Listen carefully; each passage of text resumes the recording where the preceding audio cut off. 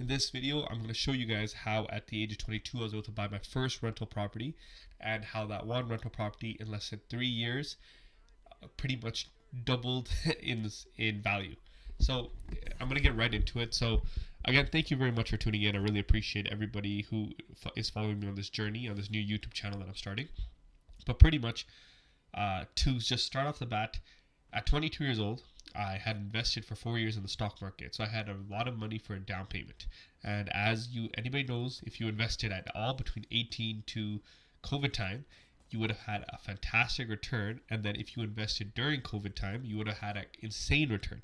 And luckily for me, when I was 18, I was able to start investing, and I'm going to go over that story as well. But pretty much what I did was I put a lot of money into stocks. Pretty much everything I was getting from my paycheck. I was living with my parents, and every single dollar that I was making from my 40-hour job, I was throwing right into stocks. I also was dabbling in crypto, and if you know anything about that time, from 18 to 22, from years 2018 to 2022, there was a big boom in the crypto market as well. Now, what exactly happened? Pretty much, I had saved up and invested with all of my income about $80,000. So this was all the money that I had invested during this 2 to 4 year span. This was all of the money that I made in crypto and stocks. And what happened was the real estate market in Calgary had started falling drastically. So at 2022, it was bottoming out as there was a lot of people who were selling their properties for a lot cheaper of a price because everybody thought that the market was going to crash. And it had, I guess, a very, very temporary crash. And fortunately for me, I wanted to diversify my holdings and I wanted to get into real estate. So we started looking on the market, and actually, surprisingly, the first house I looked at was a foreclosure.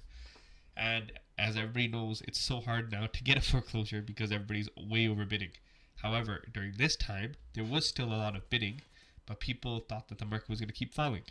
Now, this is a classic story of not timing the market, but I just timed the market by mistake. At the end of 2022 in Calgary's real estate market, that was the bottom, the lowest point ever. And can you guess that I bought my real estate property in 2022, a foreclosure in 2022, and that property, I first bid on it for I believe it was around 360, and the banks, they pretty much did not, they pretty much didn't like the amounts that people were giving. So they had a redo. And so my real estate agent recommended that I would do 372. And again, I just did 372, not thinking anything of it. And guess what? I got approved for the property. They're like, yeah, give it to this guy. So I got a full, we call it like a bungalow type of house here. Pure property. It was a huge property, about 8,000 to 10,000 square feet. It had 4 bedrooms upstairs, 2 bedrooms downstairs, and it was in a great neighborhood in Whitehorn here in Calgary. Once I was able to find it, the next problem that came to was getting financing for this property. And I went through a lot of banks, and fortunately for me, my father really did help me with this because he actually used his credit as well to help me qualify for the loan. If you watched my last video, I talked a lot about credit score, and the reason why I got so into credit was trying to figure out how I could avoid having a similar problem like this later in my life. But again, fortunately for me, my father was there, and he was happy. I wouldn't say happily, but he was happy enough to let me use his name on the property so that I could qualify with him. And remember that $80,000 that I had invested into stocks and crypto, I purchased that into the property. Now, remember how I said my dad was kind of happy, and he also wasn't happy. My dad was very fear-mongered into thinking that Calgary real estate market was going to fall more. And to be honest, every single person in my life thought that the real estate market was going to crash. So everybody kept telling me it was a horrible idea to buy property. However, I didn't listen to anybody. And there's one reason mainly why I decided to take the property, and that was because this one guy at the gym that I knew. This guy drove a Lamborghini. He was pretty much what I could say was my first mentor, so I always asked him questions. And I asked him, I said, hey, everybody keeps telling me not to buy this house. I did win the bidding for it. I don't know if it's a good idea or not. My dad says it's a bad idea. My whole family thinks it's not that great of an idea. My mom thinks it's a pretty good idea. But other than that, nobody else in my life, everybody thinks that I'm going to lose money on this. What should I do? Luckily for me, this guy gave me the best advice at that time. And he said, I'm not going to tell you what to do because that's your own choice, but I'll tell you what I've done this year. I've bought 5 houses.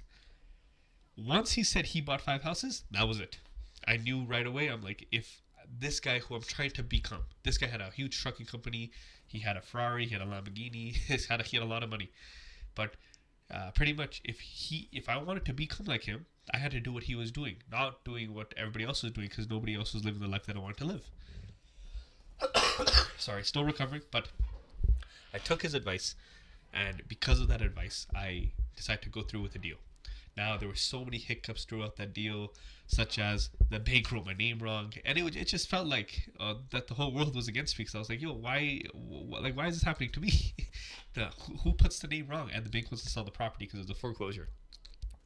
But at the end of it, through all the struggles, through everything I was able to do, I was able to get my money out. I was able to put my money in, and I was able to secure the property. And so I was able to put that 80K down. I believe the loan we had on it was around 290 something thousand. So after we paid our down payment, it was that, and the mortgage payments were roughly around, if I'm not mistaken, around $2,100, because the interest rate was still pretty high, just because interest rates at that point were pretty high, and also, I didn't have a credit score. Even using my father's credit, which was really good, because I was a young borrower, it was a little bit more risky. The other thing that I also did was, this was going to be a full rental property, so I did put 20% down, and because of that, my mortgage payments were lower, and I was able to actually make money from the property. After pretty much spending all the money which was the rest of my money, all 100% of my income or my money was in this property, I spent $20,000 to $30,000 to renovate the whole property, and I did that.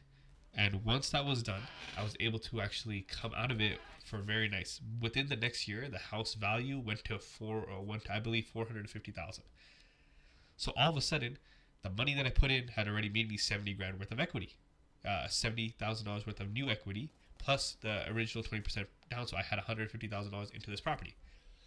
And can you guess what the price of that property is now? In the same neighborhood, houses are selling for around $650,000. Yes. So in less than 3 years, I was able to buy property for 372 grand, and it has almost doubled in price. Now the equity portion I have in it, I believe the left on the loan would probably be around 250,000, and the house is worth 650,000. So I'd probably, if I sold today, I'd make around 600 grand. Sorry, not 600 grand. I think around 400 grand.